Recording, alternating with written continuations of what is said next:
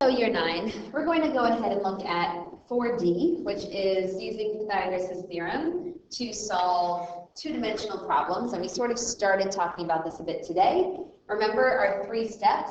We always want to make sure we have a diagram. And then we want to label our diagram. So label your A, your B, and your C values. And then you can start to solve and show you're working. But really, those are the 3 steps we want to practice anytime that we have a word problem. So a paved area is in the shape of a trapezium, as shown, and we do not know what this side is. We do know that the top is 37, the bottom is 20, and then we have a diagonal value of 28. So draw a right-angled triangle to help solve, find the unknown side length. So automatically, I'm looking at this diagram, and the only triangle I can really see is if I drew a line from the bottom to the top, from the one base to the other base, and I wound up having a parallel side, so there's a 90-degree angle in the corner, and now I have a triangle. However, I know that this side is 28 meters. I don't know how tall it is. That's the same as my question mark.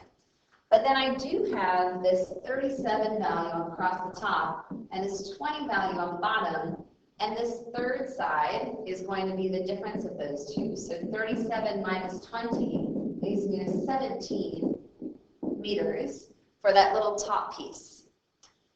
So I already have a diagram, and I'm able to notice that this 28 has to be my C value. So I'll let my A and my B values be the 2 legs. So already I have set up my diagram and I've labeled my A, B, and C. So I've done the first 2 steps, and by doing that, I've also satisfied section A of this question, which is asking you to set up your triangle. So I'm just going to rewrite it here. I have a 17, an unknown, and 28 as my triangle. So now let's go ahead and try to solve for the unknown side, which is section B. Find the unknown side length, correct to 2 decimal places. So again, going through my steps, I want to show my work by writing down Pythagoras' theorem, substitute in the values that I know. So I don't know A, but I know that B is 17 squared and C is 28, so I'll put 28 squared into Pythagoras' theorem. And now I can take my calculator and I can try to figure out, I know that 17 squared is 289. I still don't know what A is. And I know that 28 squared is 784.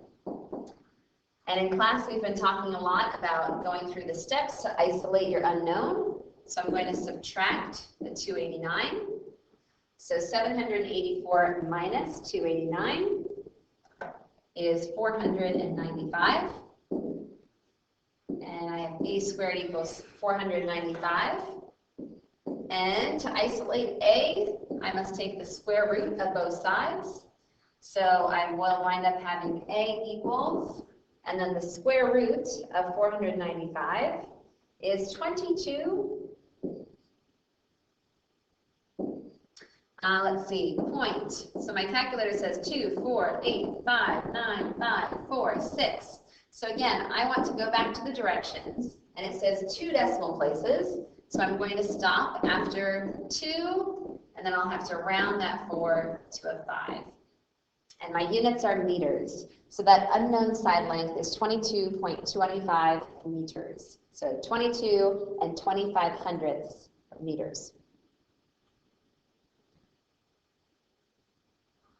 Looking at one other example, we're just going to wind up doing 5A together, and this is from the same section, 4D, in your textbook. This is example 5A. It says to find the direct distance between points A and B in each of the following, and then find it correct to 1 decimal place. So if I want to find the direct distance, so if I leave from point A and I walk directly to point B, I'm talking about this distance here. This is my question mark. I'm not sure how long that distance is. However, if I tried to make a triangle, I could actually make a triangle right here and there's my right angle in the corner. I know that one leg is 5. I don't know what this hypotenuse is, but I do know that if I look along the top was 10, and the parallel line was 6, so that means that this missing piece right here is going to be 10 minus 6, so that will be 4 meters. So my job is to try to figure out the question mark. So again, I have a diagram. I'm going to label my diagram as A, B, and C. And once I have those labeled, I can go ahead and start my work. So by setting out Pythagoras' theorem, substituting in the values that I know. So 5 squared plus 4 squared equals c squared. I don't know that value. So that's 25 and 16. And 25 plus 16 gives me 41. All right, so now I'm here, I'm trying to solve, and I'm going to square root both sides to get rid of the square. So the square root of 41 is going to be 6, and then I want to have one decimal place, so it'll just be 6.4 meters. So my C value is 6.4. Go ahead and try 5B on your own, and we'll pick up here in class tomorrow. Have a good night.